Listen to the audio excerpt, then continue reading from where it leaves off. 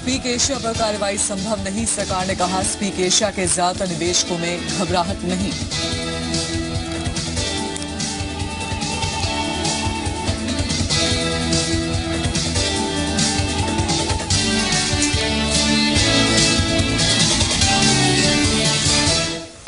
नमस्कार, आप देखें न्यूज एट 9। मैं हूं योजना भारद्वाज। स्पीक एशिया के निवेशकों के लिए खुशखबरी है। कॉर्पोरेट अफेयर्स सचिव डीके मित्तल का कहना है कि स्पीक एशिया भारतीय कंपनी नहीं है, इसलिए सरकार कंपनी के खिलाफ जांच नहीं कर सकती। इसके अलावा कंपनी सिंगापुर की होने की वजह से देश के कंपनी एक्ट और एलएलपी एक्ट में नहीं आती। देखिए, स्पीक एशिया इंडिया में रजिस्टर्ड नहीं है, इसलिए हम उसके खिलाफ इन्वेस्टिगेशन नहीं कर सकते। तो ये माना जाए किसी तरह से कोई इन्वेस्टिगेशन फर्दर नहीं हो पाएगी कॉर्पोरेट अफेयर्स की यहाँ उसका कोई डाटाबेस नहीं है, ना वो रजिस्टर्ड हमारे यहाँ है, तो हमारे किसी डोमेन में नहीं आती, ना हमारी कंपनी एक्ट में आती है, ना हमारे एलएलपी एक्ट में है वो। और सरकार के इस बयान के बावजूद स्पीक एशिया के ज्यादातर निवेशकों में कोई बेचैनी या घबराहट नहीं है। दिल्ली के तालकटोरा स्टेडियम में स्पीक एशिया ने आज अपने सदस्यों के लिए सम्मेलन किया। इस सम्मेलन में शामिल सदस्यों के चेहरे पर स्पीक एशिया को लेकर कोई शिकन नहीं थी। आपने प्रेस कॉन्फ्रेंस अटेंड की है?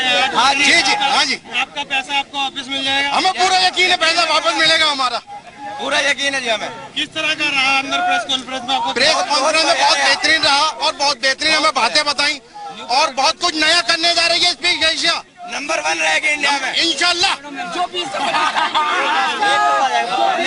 स्पीक एशिया सेलिंग की परिभाषा बदल कर रख देगी। स्पीक एशिया को जिन लोगों ने अभी तक बुराई की है उन्होंने ठीक से समझा नहीं था। धीरे धीरे हम उन लोगों को स्पीक एशिया की परिभाषा समझा देंगे। और चलिए इसी पर और जानकारी के लिए हमारे साथ मौजूद हैं जिले संवाददाता असीम मनचंदा। असीम, आज स्पीक एशिया के मैनेजमेंट ने कंज्यूमर अवेयरनेस पर बैठक की और हमने देखा निवेशकों का उत्साह भी। क्या कुछ इस मीटिंग में निकल कर आया?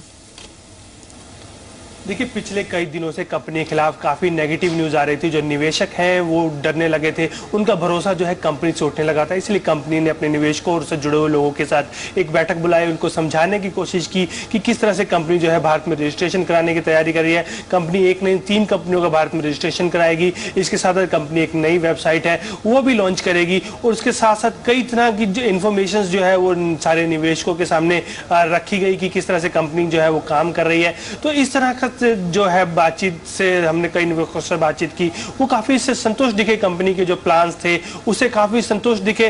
अब ये देखना होगा कि कंपनी ने जिस तरह से कहा है कि जो निवेशकों का पैसा है अगले 4 से 6 हफ्तों में निवेशकों को एक बार फिर से मिलना शुरू हो जाएगा। अब ये देखना होगा कि वो पैसा उन निवेशकों को मिलना शुरू होता है या नहीं होता।